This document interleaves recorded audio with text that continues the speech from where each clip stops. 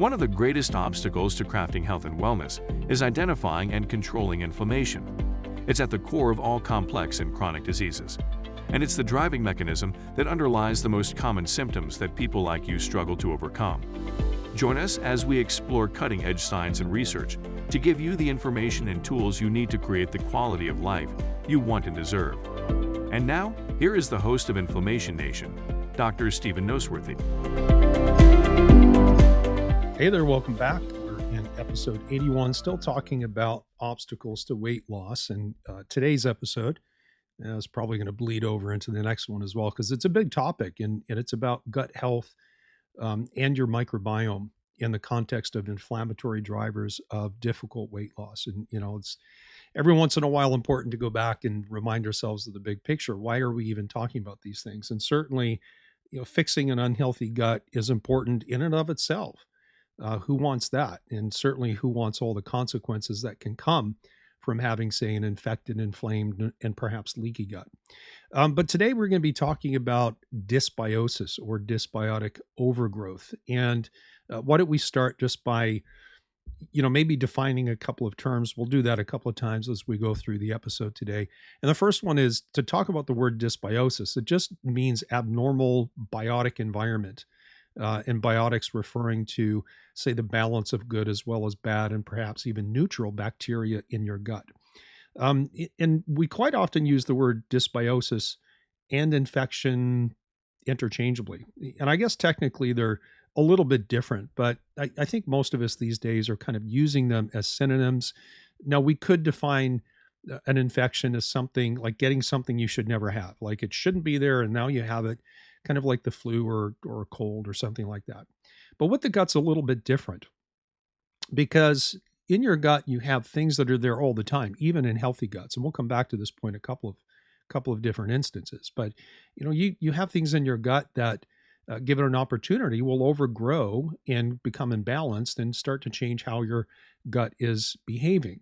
And so healthy guts have things in them that want to infect you. That's just the reality. And in the sense of overgrowing and taking control of the gut environment, so it's entirely possible. And I guess we need to speak a couple of general truths to begin with. And this is really just setting the mindset and giving a big picture framework for details to make sense. But it's entirely possible to have infections in your gut and actually not have any symptoms. And this is a mistake that not just healthcare consumers, people with complaints have, but even maybe poorly educated or naive clinicians look at somebody, maybe they do a symptom survey like I do with all of my new clients, my one-on-one coaching clients. And, maybe sometimes they have no symptoms at all in the section that asks questions that relate to gut health and gut function. And I can't just simply assume that because they answered no to all of my questions that there's not a gut infection. Because here's the truth. The most common infectious disease in the world is a gut infection called H. pylori or Helicobacter pylori. Now, there are different strains and different types of H. pylori. Some secrete toxins and some secrete different types of toxins, and some really don't secrete toxins. And so not every H. pylori infection is the same, but these infections are asymptomatic 80% of the time. And that means only 20% of the time can you expect to feel something in your gut that's not right if you have H. pylori. And current statistics are at any given moment, about half the world's population has H. pylori in the gut, and almost always it's asymptomatic. Now, a lot of docs won't treat H. pylori, and this is not a podcast episode about H. pylori, but it's just a convenient thing to talk about because we can talk about some general principles and some truths again. But a lot of docs won't treat silent H. pylori infections, and the thought is, well, if it's not causing problems, why put you on triple medication with antibiotics and proton pump inhibitors to get rid of it? Why, if it's not causing problems, just leave it alone? Well, the problem with that is that these silent H. pylori infections significantly increase over time. In the long run, significantly increase your chances for things like irritable bowel diseases, inflammatory bowel disorders, and even gastric carcinoma. And so I would caution people that if you have a silent H. pylori infection, then yeah, you probably need to get it taken care of one way or another. It just so happens that the medical approach has a very high failure and recidivism rate, meaning you either can't get rid of it or you do, and it just comes right back. And that's typically because a medication-only approach really doesn't restore gut health, which is what you need in the long run to not get reinfected. But I digress. A lot of people will say the worst symptom of all is no symptom at all, because you don't know you have a problem. And then all of a sudden you're years down the road and you pay the piper for not having done things diligently to improve your health. So again, let's start with some truths. Not all gut infections create symptoms. Not all gut infections are things that you should never have. Again, we use the term dysbiosis and infection pretty much synonymously, but technically they are slightly different. But most gut infections are usually losing control over what's already there. Things like different strains of bacteria. H. pylori is one of them, one of many, or even candida or other fungal species, even, some low levels of even transient parasites. Like you might eat something that's got a parasite in it and it's there for a few days, and then your immune system beats it up, chews it up, spits it out, and you're done. And you don't have parasites, but you had a parasite for a time.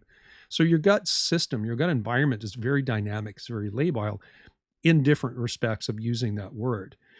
Again, as a general rule, if other aspects of gut function are working fine, you're more likely to have low levels of imbalances in your gut, maybe some overgrowth, but not a lot, and generally have no symptoms whatsoever. And that's probably just the natural ebb and flow of a dynamic environment. But we can go even more big picture than this. And this is probably why we're going to end up spreading this discussion out over a couple of episodes, just so we can kind of compartmentalize concepts, and then I can talk in a little bit of detail about each thing without trying to rush to get everything out in one 20-minute session. But the big picture is, I want to talk about the controlling influences over your gut health, because there are three things that exert the greatest influence over your gut and whether or not your gut does what it's supposed to do, which is not just about digesting and absorbing food and nutrients. But basically what are the main things is that, number one, one of the greatest influences over your gut health is what's going on in the local gut environment. And that's what we'll talk about today, specifically about overgrowth of opportunistic commensal organisms and concurrent changes in your microbiome. But beyond that, what's going on in the local gut environment, your thyroid exerts a great influence over gut health. But perhaps more important than all of those is your brain. Specifically, and I know you guys have heard this, the vagus nerve, which is the output center for what we call your brain-gut axis. And there's actually a tremendous amount of research in and around that topic over the last decade or so. So we're going to talk about the first one today, which is the local gut environment. And again, we'll start by defining a few terms that I realized that I just used without defining. So, I suggested that part of this picture is the overgrowth of opportunistic commensal organisms. Like, what the heck does that mean? Well, I just shared with you that even healthy guts contain small amounts of potentially problematic organisms, things like H. pylori or Klebsiella is another common one, or staph or strep, or even, like the dreaded candida. And these are all commensal organisms. Commensal in the sense that under healthy conditions, they're present in a gut in low amounts. But as long as we have a healthy gut and healthy gut immune function, we keep them in check and we maintain control over what's happening from a biotic standpoint in the gut environment itself. Now, technically, the definition of a commensal organism is one where they derive benefit from us, but they don't give us benefit, and certainly they don't harm us. And so in one sense, we give these commensal organisms a nice, dark, warm, wet, nutrient-rich place to live, as long as they agree to not hurt us. These commensal organisms do nothing to help us, as far as we know right now. But as long as our gut is healthy and we control their population, they're okay, they're welcome to stay, as long as they don't cause any issues or cause any problems. But given the opportunity, these otherwise neutral organisms will take advantage of a change in our gut situation and start to expand their population. They will multiply. And that can be a problem for a couple of reasons. Number one, it's usually associated with a decrease in our microbiota, the healthy things that do good things for us. And that's normally part of how we keep them under control, is by having a healthy probiotic environment, in the sense of having an abundance of healthy bacteria as well as a diversity of different species. And we'll talk about that briefly today. but also these opportunistic overgrowths of commensal organisms. Many of these organisms actually secrete different types of endotoxins or enterotoxins that, in very small amounts, coupled with a healthy immune system and a good microbiota that has a good, robust phase 1 to phase 2 detoxification capacity, renders those low levels of toxins pretty much harmless. Even though they're there, there's not enough of them to really cause a problem. But as these commensal organisms take the opportunity to overgrow and become abundant, they secrete larger amounts of these toxins, and in the context of a less than healthy gut, will create issues. I mean, that's just the way it works. Now, in addition, common organisms, and I'll just give you examples because there's many others than what I want to mention right now, but organisms like staph or strep, again, very commonly found. Like, I don't find them in every stool test that I run on my clients, but a very large proportion. I would off the top of my head, say probably approaching 80% of the stool tests I find show overgrowth of things like staph, strep, or Klebsiella. But some of these organisms can actually create issues with histamines. And you don't necessarily have to be someone who has like histamine intolerance or mast cell activation syndrome to have a problem with histamines, either because the infections are secreting chemicals that encourage the activation of mast cells or otherwise change histamine production. Plus, on top of that, if we look at the spectrum of organisms that are commonly found in people with gut complaints, and I understand I said a lot of times you have these infections and you don't have symptoms, and that's actually not a bad deal. It still needs to be dealt with, but most people do have complaints. But some of these organisms tend to be found on biopsies of the small intestine contents in studies done on things like SIBO or small intestinal bacterial overgrowth, which is in large part responsible for creating things like irritable bowel syndrome. Now, one word of caution, if you have heard the word SIBO, especially in context of IBS, and maybe you think or you know that you have it, I don't want you to think that you can diagnose SIBO with a stool test. You can't. There is a test for SIBO that's a breath test, hydrogen methane breath test, but we don't typically recommend doing it, and I certainly don't order it. I think it's a waste of money because it's wrong half the time. It's one of those situations where if it's positive, you can trust it, but if it's negative, you can't. And why run the risk of wasting a few $100s if you can get equally or probably even better, more valid, reliable, consistent, reproducible results by doing some kind of a diet elimination and reintroduction to tell whether or not you have SIBO. And again, I don't want to turn this into a SIBO conversation, which is quite easy to do because of how prevalent it is. But nevertheless, let me just kind of refocus. We're talking about, what does it mean to have an opportunistic commensal overgrowth? Well, again, commensal organisms live in our gut. We give them a place to stay as long as they agree to not hurt us. They don't do anything good for us, but they don't hurt us either unless we lose control of their population and they start to multiply.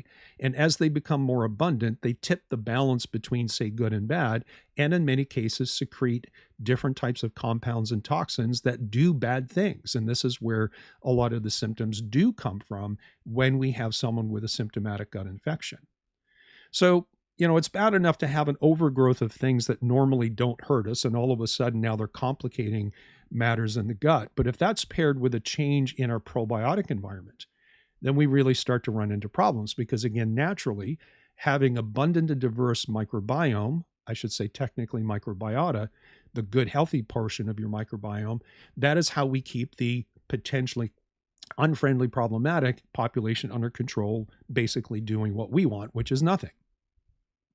And so a key difference between a commensal organism and a probiotic organism is that while a controlled commensal doesn't hurt us, a loss of probiotic species almost always is coupled with a loss of the positive things that these probiotics should be doing for us. And so we kind of get a double whammy. We get an overgrowth of neutral things that becomes negative, and then we get a loss of things that should be doing positive things, and we lose that positive influence. So in essence, commensals shouldn't hurt us, but often do when they overgrow, and probiotics should help us, and often don't when they're reduced in their population. And in a little twist, yes, sometimes you can have too much of a good thing, and that can be a problem. There are some probiotic species that might become overgrown in these dysbiotic conditions, and that can contribute to poor gut health as well. So yeah, you can have too much of a good thing. And this is a fairly recent, I guess, realization. 2 years ago, I would have told you that we don't know about any negative side effects of having too many probiotics. Well, now we're starting to see the studies come out that confirm, yeah, certain species of normal, healthy probiotics can cause problems if they're overabundant. So to translate that into something very easy to understand is that gut health is quite often about balance, not having too much of what could harm us and having just enough of the good stuff that contributes to our well-being. So one way we can get into a dysbiotic overgrowth of these commensals is by losing our probiotic population. And probably the most common thing people think of is like, if I take an antibiotic designed to kill bacterial infections, I'm probably going to lose the bacteria in my gut that help me, at least to a certain degree. And there is a lot of truth to that. But you can have dysbiotic overgrowth just by having a standard American diet. Now, another way to contribute to dysbiotic overgrowth of these commensal organisms is by reduced digestive capacity. When we think of things like stomach acid or pancreatic enzymes, we tend to think of our ability to digest proteins and fats and carbohydrates. And of course, that is a key role. And also, but it's not uncommon to see people with gut infections that also complain of a wide range of maldigestion symptoms, but not our focus today. But our ability to break down proteins and carbs, particularly, is also tied to the potential for overgrowth. And this dovetails in several different ways with a discussion about the microbiome. In the world of probiotics, there are certain species that feed better off things like amino acids from proteins, and there are other species, actually the bulk of them, that feed off starches and sugars and fibers. So in your microbiome, your microbiota, again to be technical, in your probiotic environment, you have, let's call it, protein-consuming species, and you have carbohydrate-consuming species. And we need to have a balance of both of those. And so it turns out that the standard American diet is less than optimal, or it is a less than optimal way to get and to keep a healthy gut because of its overemphasis on carbohydrates, unhealthy fats, and unfortunately increasingly lower, I don't even know how to say it, an increasingly lower amount of healthy protein intake with everything that's going on in the world, trying to push everyone into veganism and plant-based foods. Now, in one sense, your microbiome is very dynamic and very responsive, right? Studies show that you can shift your microbiome, at least begin to see the changes one way or another, favorably or unfavorably, within 3 days of a diet change. That's pretty impressive in terms of how powerful your diet can be in helping your gut. But in another sense, your microbiome is a little stiff. It has a memory, if you will, a set point, as we've talked about with the hypothalamic set point. And much like the discussion we had on the hypothalamic set point, where your brain wants to keep you at a higher body weight, your microbiome will tend to drift back to its set point if you're not doing things to maintain a different profile of your probiotic species. And basically, the set point is going to be a different profile or a certain profile of protein and carbohydrate consuming species, which may or may not be favorable to you. Now, do you know how that set point is determined? Well, there's 3 main influences that do that. Number 1 is whether or not you were born vaginally or born through C-section. Second one is whether or not you were breastfed, and if so, for how long before you went, say, bottle fed. And the final would be any use of broad spectrum antibiotics in infancy and in the toddler years, like the first several years, like how you were born, how you were breastfed, how long you were breastfed, and your interaction with broad spectrum antibiotics all determine that profile that your microbiome wants to go back to. And again, this is elucidated in the scientific literature. So in essence, this aspect of your health history sets the stage for your microbiome, such that people who were born C-section, were not breastfed at all or not for very long, and were given antibiotics at an early age, quite often for recurrent ear infections, that's a very common one. Those three things together, these people will tend to struggle with their microbiome unless they're doing very specific things in adulthood to maintain a healthy balance. And I'm not talking about just taking probiotics, because to be honest, I don't think that's the best long-term strategy anyways. I think it'd be quite advantageous in the short term, but it should be a short-term tool, and you shouldn't have to rely on probiotics to help stay or keep a healthy gut in the long run. But people who didn't have the greatest promoting start to life, right? They were C-section, they weren't breastfed, they used antibiotics when they were babies. That tends to set them up for a lifelong struggle with gut health. And because most of these dysbiotic conditions, with or without maldigestion, drive some degree of inflammation and obesity, and there's a lot of research that connects those two, that then promotes unhealthy fat cell behavior. And I'll just remind you about the last conversation we had talking about different types of fat cells and what happens when your fat mass gets inflamed for any reason, one of which could be dysbiotic overgrowth, infections in your gut. And so a lot of times when, let me say it this way, in an ideal world, babies would be born naturally, they would be breastfed for an adequate period of time and never go on antibiotics. That would be ideal. And when they transition to solid food, they would eventually adopt a diet that had adequate animal proteins in it, because that is by far the most nutritious protein that we have, protein sources, to give us amino acids that can be utilized by the microbiome, as well as a diversity of plant fibers and starches to feed the microbiome and to keep it balanced and healthy. But sadly, such is not the case. And, maybe in that description, in that discussion about how your microbiome set point begins, maybe you see yourself in that. Maybe you don't. And that's okay. Just at least now to think, well, maybe this is a problem for me. And maybe it's part of why my gut's never sorted out, or it always goes back after I do something favorable. Now, finally, on the topic of the local gut environment, this will be the last topic. And we're talking again, local gut environment as a determinant of gut health, as a determinant of inflammation, and hence difficult weight loss. We have to talk about something called biofilm. Now, 10 years ago or so, when I started sharing what I had learned myself by reading the medical literature, what I had learned about biofilm, when I was teaching seminars and I started asking docs, like, who here has heard of biofilm? Like nobody, and I mean nobody, put their hands up. I mean, it was like a brand new, I'm sure I'm not the first person to bring it into the functional medicine space, but if not, I was one of the first ones. And I started sharing this, and now, like, I was just in San Francisco teaching a seminar over the weekend, and I asked the question, we got to a section on gut health and how that impacts hormones.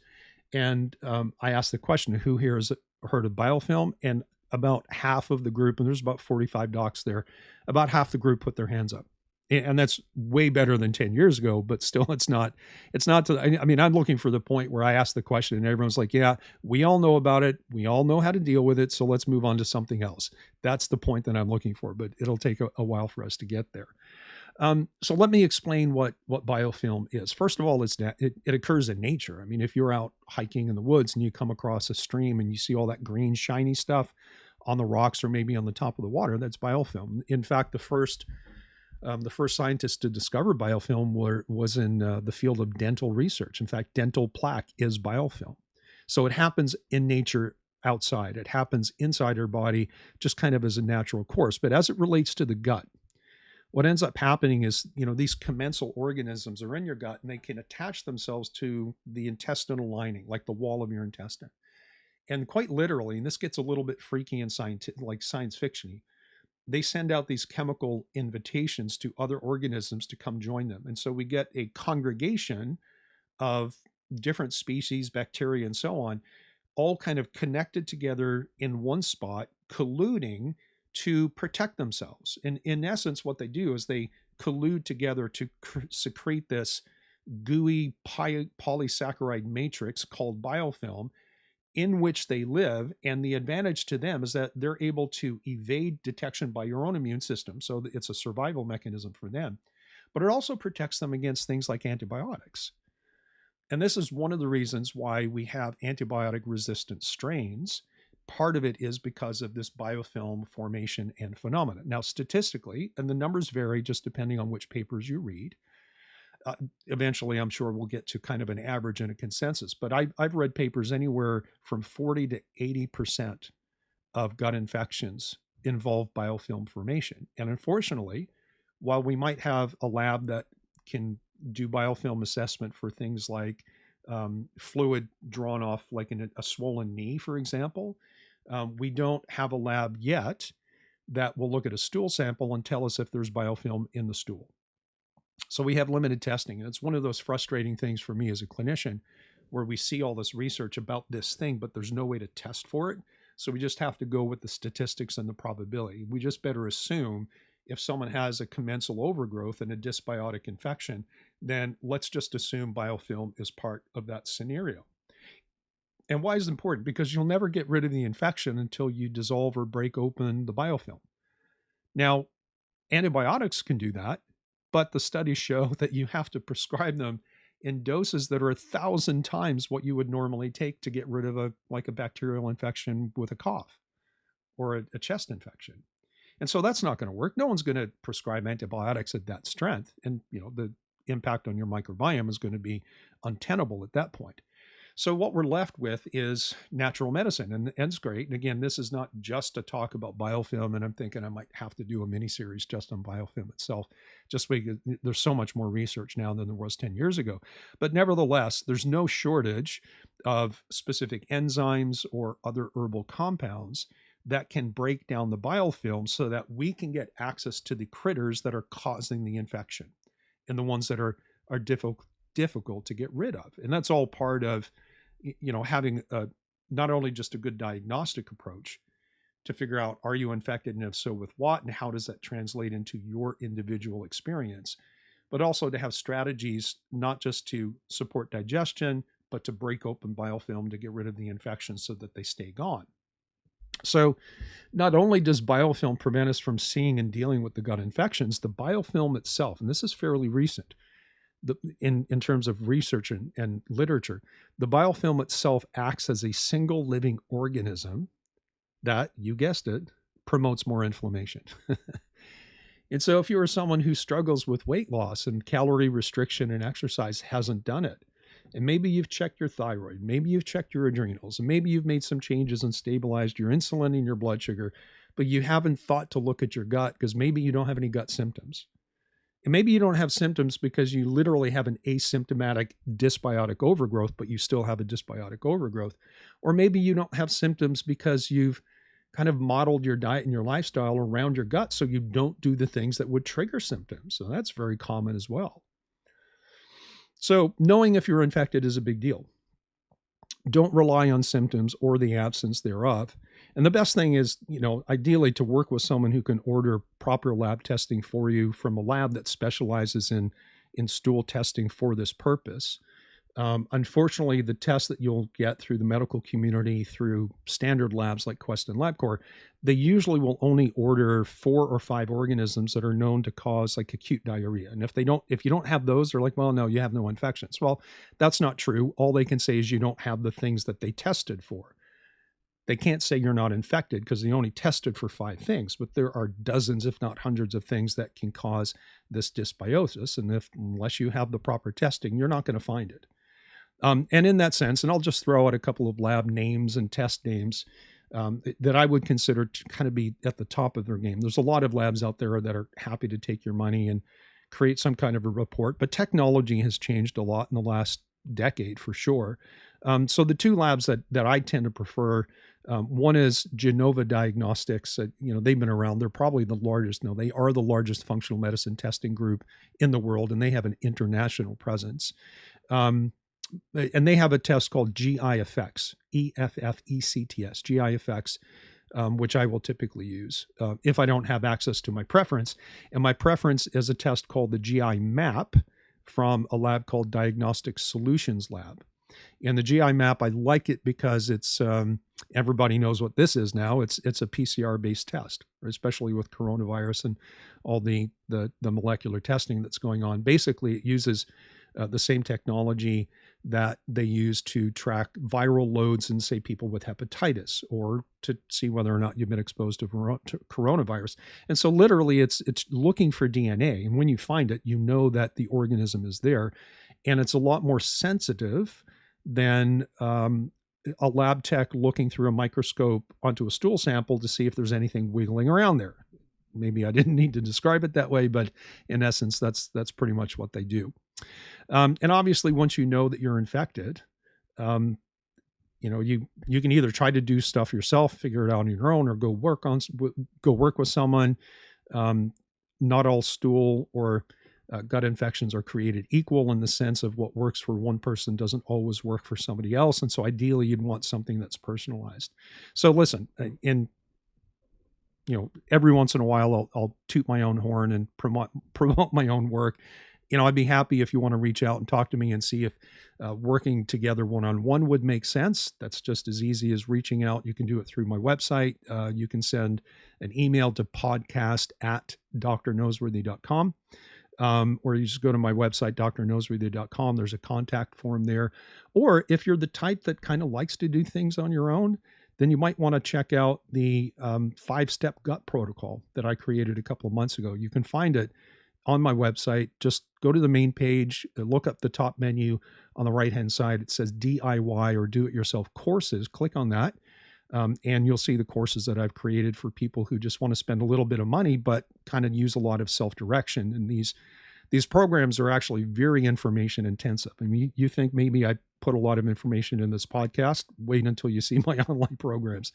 Sometimes it's information overload, but it's coupled with like video lectures and PowerPoint slides and PDFs and assessments and all different kinds of things. And, these things are very affordable. And if you're the type that likes to figure stuff out on your own, that might be the best. And what I'll do is I'll put a link to the 5-step gut protocol in the description of this particular episode. If you just want to click on that, that'll take you right to it. All right. So that's it for the dysbiosis and the gut portion of different obstacles to weight loss. Next time we're back, it's going to be about detoxification and obesogens and endocrine disruptors. But I will tell you, today is Sunday. Tomorrow I'm heading out into the woods to go camping with my father for about a week. And so I'll be out of pocket, and it might be about a week before I get another episode up. But hang out there. It'll be coming. I'm not going anywhere. I'm just taking a little time off to go hang out with my father. All right, guys, take care. We'll talk to you again soon here on the Inflammation Nation. Thank you so much for listening to the Inflammation Nation. If you found this episode valuable, please rate, review, and subscribe to our podcast. Be the first to know when a new episode drops so that you can stay on top of your game. It also helps others like you find the answers they need. And why not head over to my main website, drnoseworthy.com. That's drnoseworthy.com.